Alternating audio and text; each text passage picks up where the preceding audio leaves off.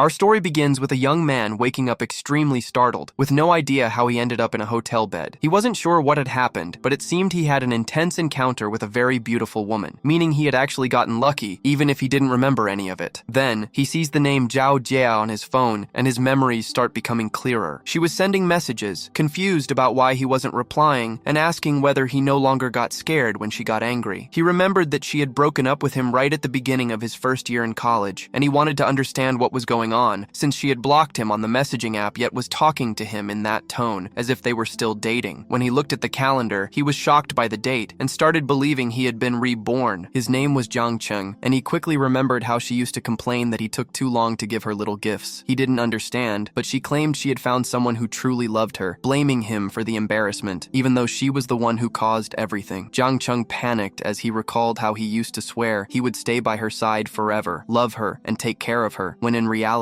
she had thrown him away without mercy, just as she always did. Then she sent another message, threatening him and saying she would give him another chance, since she still hadn't received a new little gift from him. He recognized that same old carrot-on-a-stick trick she always used. He couldn't believe he had been so love-blind back then, so delusional. It was embarrassing, but also a little funny. Determined, he realized there was no better moment, so he sent her a message breaking up with her. Naturally, Zhao Jia was confused and demanded to know why. She was outraged, still acting as if she was doing him a favor, but Jiang Cheng made it clear that their relationship had no future, that it was better to end things peacefully, and that she shouldn't insist. In the end, he was finally free. He even found it amusing that she claimed she was giving him another chance, when she would end up cheating on him again anyway. He regretted nothing. Suddenly, a system appeared, announcing that it had detected the host's firm and determined nature, activating the Dream Tycoon system. He was stunned. In his past life, nothing good had ever happened to him. Now, he had simply been reborn and seemed to have some kind of cheat. When he checked the system panel, he saw his information. He couldn't believe how overpowered he was. He was earning 1 cent of yuan per second, accumulating a lot of money every month, and he loved it. The system asked if he wanted to receive the newbie gift pack, and he immediately opened it. The package rewarded him with 10 million yuan, a supercar, and a starter shopping card. It also included a friendly scanner, which he had no idea how to use. Then he noticed the woman beside him mumbling in her sleep and decided to test the scanner on her. When he activated it, her name and age appeared. She was a bit older, since he was 18 and she was 25. Now he understood the scanner's function, but something still confused him: the privacy number. When he opened it, he saw detailed information, including a favorability meter and this mysterious privacy value. He didn't understand what it meant until the system explained that the number represented how many intimate encounters a person had with the opposite gender. That's when he realized he had been the first man of Yu Xiaoxiao. He couldn't believe it. He remembered clearly that, on that day, Zhao Jiao wasn't answering his calls or replying to his messages, forcing him to be a quiet cuckold and drown his sorrows at a bar. That was where he met Yu Xiaoxiao and had a happy night. But looking at her current favorability, 60, he realized she might have just been upset about something and drank until she lost control. It hadn't exactly been love at first sight. Yu Xiaoxiao woke up startled and thought he was wearing that same bitter smile he had when he was drunk, concluding he must have been born to be a scoundrel. He tried explaining that he had just been thinking about the past, but she didn't understand why he was awake in the middle of the night. With his smooth talk,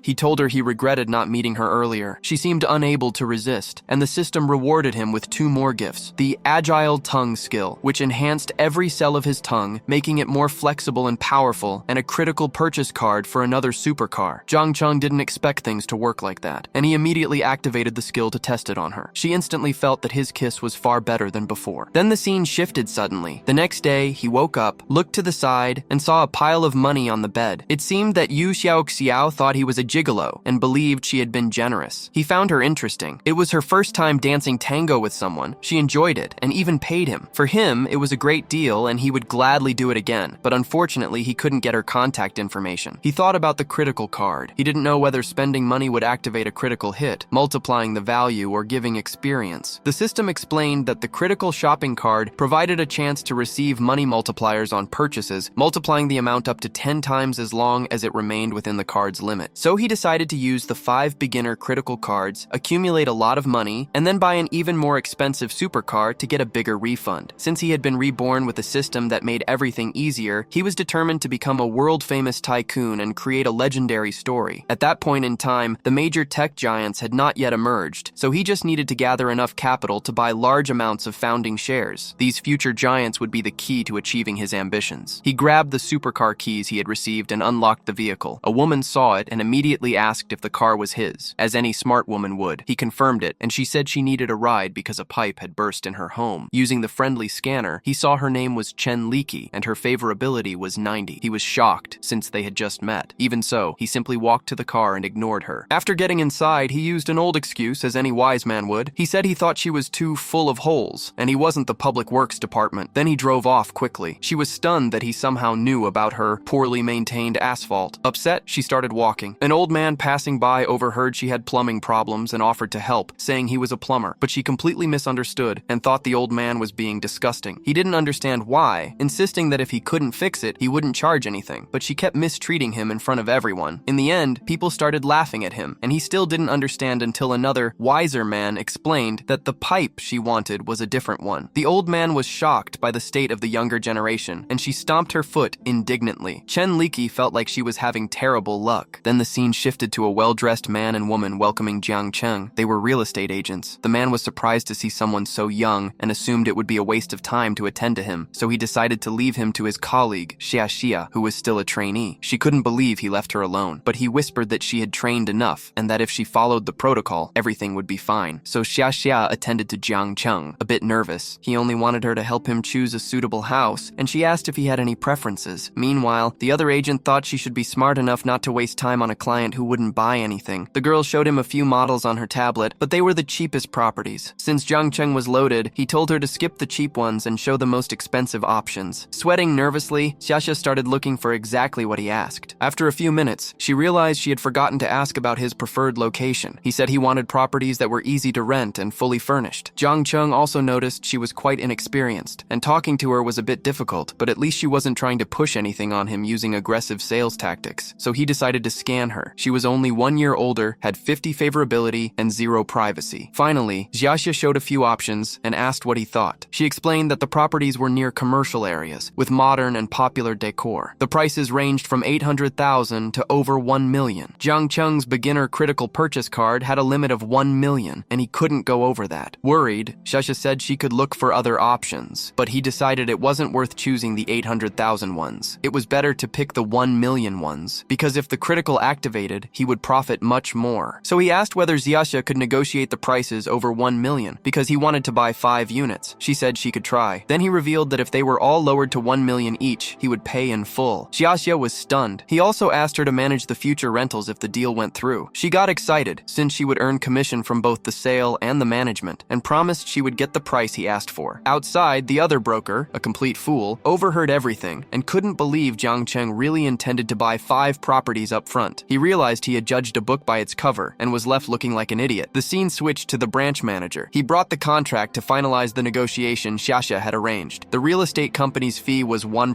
Jiang Cheng trusted her so much that he didn't even read the contract. Xia would receive a nice commission and was thrilled watching him sign. In her mind, he was definitely a magnate. After closing the deal, the system revealed how much Jiang Cheng had earned. He thought he would only get 10 times more, but the critical effect was much greater. He had spent 5 million and received 230 million in return. On top of that, he was now earning 70,000 per day. He was amazed. Life was way too good, and it felt like he would be living without breaks. Then he called Xia to talk for a minute. The manager ran to her, telling her to treat him like a sponge cake, because a client like that could secure their future. He even suggested she invite him to dinner. Xia blushed and started imagining Jiang Cheng offering her a life of luxury. Before he could even say anything, she began refusing, and he was confused. He asked her to stop imagining things and clarified that he only wanted her bank details to transfer the payment. She felt horribly embarrassed when she realized the misunderstanding. Jiang Cheng told her she had been his lucky charm that day, and he wanted to thank her somehow. He said they would see each other again in the future. A few minutes later, Xia checked the amount he had transferred and was terrified, but for him, it wasn't even a scratch. Now Xia wanted his number so they could chat. She wanted to invite him to dinner and thank him. Her favorability rose from 50 to 85 after the transfer. Jiang Cheng was delighted to see the numbers go up. Xia realized he was handsome, but honestly, what was truly handsome was his wallet. After that, he said goodbye and left. Feeling a sudden emptiness, she ran after him all the way to his car. Then the scene shifted again. Jiang Cheng arrived home and told his mother he was back. She said he came at the perfect time and handed him a watermelon to eat. His father started questioning him, wanting to know where he had been and if he wasn't going on his graduation trip. Jiang Cheng explained that he was thinking of going to Shanghai to check out the university there. His father said it was his decision, and his mother said she would transfer the money he needed. The rest was up to him. She teased him, saying that if he kept being such a softie, he would would always be a mama's boy, and no girl would want him. Little did she know her son was carrying a massive bag of money. He simply kept eating his watermelon calmly. The next day, he bought his tickets. He wasn't very happy because he only found economy seats and it would be cramped. Suddenly, he bumped into a girl and apologized. When he saw who it was, he realized it was Zhou Ying. He commented that his seat was there and hers was next to it. She settled down and a nerd arrived, trying desperately to start a conversation with her. Jiang Cheng asked Zhou Ying to take the window seat, and the nerd didn't like it, saying you couldn't just switch seats on a plane like that. Jiang Cheng told the nerd that she was with him and didn't need to explain anything. The nerd asked why Zhou Ying was going to Shanghai, clearly trying to flirt. She said it was for work and asked what Jiang Cheng was going to do there. He said he was bored and decided to travel. She found it classy that he was taking a vacation. The nerd kept meddling, saying he had repeated a year and only now graduated. His name was Qian Shen. He explained that Shanghai was full of tourist traps and even offered them a ride since his parents were picking him up at the airport. She ignored him, and Jiang Cheng told Qian Shen not to worry. She was with him. Curious, the nerd asked which hotel they would stay at. Jiang Cheng revealed he had booked the Cloud Paradise. The nerd was shocked. It was a luxury resort worth 330 million, and said he had stayed there before. He tried to provoke Jiang Cheng, saying it would be hard to get from the airport to the resort. Jiang Cheng didn't know this, but replied that he had booked the courtyard villa, leaving the nerd completely dumbfounded. Zhou Ying said she didn't know Jiang Cheng was like that, since the daily rate there was expensive, and he also knew she was the same. She also mentioned their school days. Back then, Zhou Ying was the prettiest girl in school, famous in town and known for being rich. She shone so brightly that no one dared look at her directly. In the end, she just stayed quiet, studying. At that time, Jiang Cheng only had eyes for Zhao Jia and didn't pay much attention to Zhou Ying. Later, he learned she went through some family issues and started walking to school, and Zhou Ying ended up remembering the times when she had money. Jiang Cheng felt he had said something foolish and needed to change the subject quickly. In the end, the conversation stayed on their school days, and she enjoyed it. He was relieved because the atmosphere had improved and her favorability was at 75, something he didn't expect. He even wanted to confirm whether she had paid attention to him back then. Then he introduced himself to a woman holding a sign with his name. Her name was Wang Yuxan, and she would be his exclusive butler during his stay at the courtyard villa. Cloud Paradise's service was on another level, and Jiang Cheng wanted to know where Zhou Ying would stay. She explained she was going to a friend's house in Pudong and told him not to worry since she would take a taxi, but Jiang Cheng didn't like that since they were classmates. He asked Wang Yuxan to make a stop in Pudong to drop her off first. Chen Shen, the psycho who had been following the two, wanted to see if she was really falling for Jiang Cheng's charm. The scene fast forwards a bit. Zhou Ying admitted she loved seeing Jiang Cheng again, asked for his number so they could chat, and said she wanted to have dinner with him and she would pay. The guy wasn't stupid. He gave his number right away. They said goodbye, while the nerd watched them from inside a car, unable to believe Jiang Cheng had let a goddess like her leave. Half an hour later, Jiang Cheng felt he had made an excellent choice booking that resort. When he arrived, his bath was already prepared by his personal butler. She wanted him to relax and began handling his clothes. Jiang Cheng was startled, wondering if that was really part of the service. She explained that she only helped. The rest was up to him. Then he stepped into the hot water of the resort bath, and the butler was there accompanying him. She clarified she was there to scrub his back, as that was part of the service. In the end, he accepted and ended up liking Wang Yuxan, even imagining something special with her. At one point, she asked if the water was too hot because she felt his temperature rise. That woman was dangerous. He blushed because she was bolder than he was. Then she told him that there would be a cocktail party that night at the hotel and that he was one of the super VIPs. If he wanted to show up, he could feel free. Jiang Cheng asked what the theme of the party was. She explained it was organized by a platinum client and there would be an auction of rare jewelry